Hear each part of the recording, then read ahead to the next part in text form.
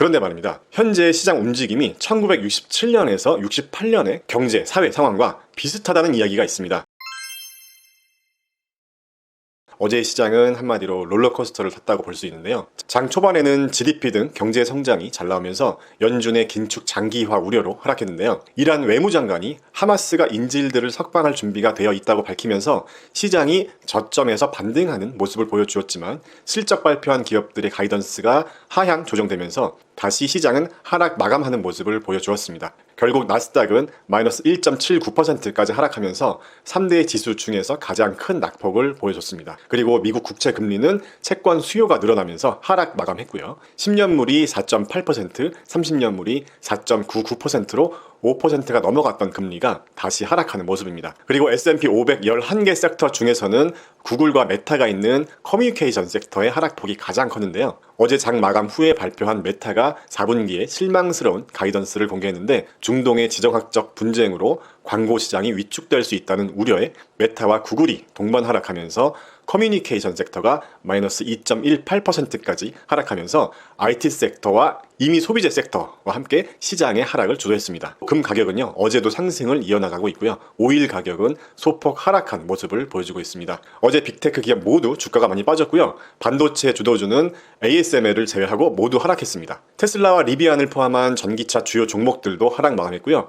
오늘 뉴스의 메인은 바로 3분기 GDP 성장률입니다. 전분기 대비 좋을 것으로 예상은 했지만 예상보다 더 좋았던 게 문제인데요. 미국의 3분기 GDP 성장률이 너무 좋기 때문에 연준의 긴축 정책이 더 오래 지속될 것이라는 불확실성이 커진 것입니다. 어제 발표한 3분기 GDP는 4.9%를 기록했는데요. 이 수치는 시장의 예측인 4.3%보다 높았고 전분기 2.1% 성장률보다 훨씬 더 잘 나온 거죠. 여기서 주목할 부분이 뭐냐면요. 성장률 4.9% 중에서 민간 소비의 성장률이 2.7%를 차지했다고 합니다. 전체 성장의 55%에 해당하는데요. 미국 가계의 수요가 고금리나 고물가에도 불구하고 꺾이지 않고 있다는 걸 보여준다고 할 수 있겠습니다. 이번 3분기 GDP 성장률은 2021년 4분기 7%의 성장률 이후 거의 2년 만에 다시 상승하는 모습을 보여준 것인데요. 시장은 성장이 한번 확 꺾이면서 물가가 안정되고 연준이 긴축 정책을 멈추는 것만을 목 빠지게 기다리고 있는데 현재 상황은 그렇지 않은 게 안타까운 상황입니다. 그런데 말입니다. 현재 시장 움직임이 1967년에서 68년의 경제, 사회 상황과 비슷하다는 이야기가 있습니다. 이 시기에 베트남 전쟁과 3차 중동 전쟁이 있었고 금리가 급등하면서 시장은 하락했는데요. 오른쪽 그래프에서 검정색 그래프가 현재의 상황이라는 겁니다. 그런데 여기서 조금만 더 보면요. 1968년에 두 번째 바닥이 있었는데요. 두 번째 조정에서는 시장이 첫 번째 하락보다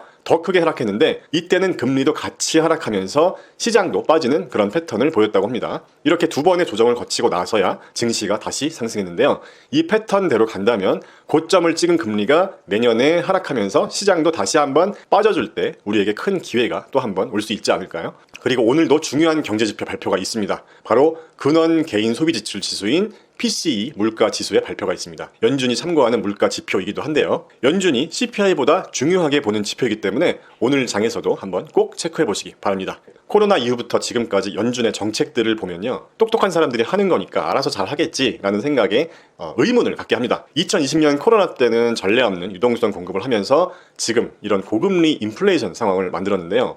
연준이 이렇게 될 것을 예측을 못한 건지 아니면 어떤 다른 음모론이 있는 건 아닌지 하는 생각도 드는데요. 그래도 앞으로 얼마 안 남았다는 생각도 해볼 수 있습니다. 금리는 앞으로 잘해야 한 번 정도 더 올릴 것으로 예상해 볼 수 있고 국채 금리도 5% 상한선에서 한 7%까지 상승한다는 주장도 있지만요. 그래도 현재 수준에서 다른 사회 경제 이슈만 없다면 다른 경제 지표들보다는 비교적 예측이 덜 어렵다고 볼 수도 있기 때문에 금리를 계속 주시해 보면서 현금 확보하시고 계속 준비를 하고 있어야 할 것 같습니다. 물론 시장이 지금보다 크게 한번 더 빠질 수 있다는 그런 부분은 항상 대비해야겠죠. 자, 피터 린치가 이런 말을 했습니다. 시장을 예측하는 건 시간 낭비다. 하지만 시장이 폭락했던 역사를 공부해라 라고요. 참 와닿는 말 아닌가요? 예측은 의미가 없지만 과거에서 분명히 배울 점은 있습니다. 자, 앞으로도 계속 함께 공부하면서 배워나가자고요. 오늘도 활기찬 하루 되시기 바랍니다. 감사합니다.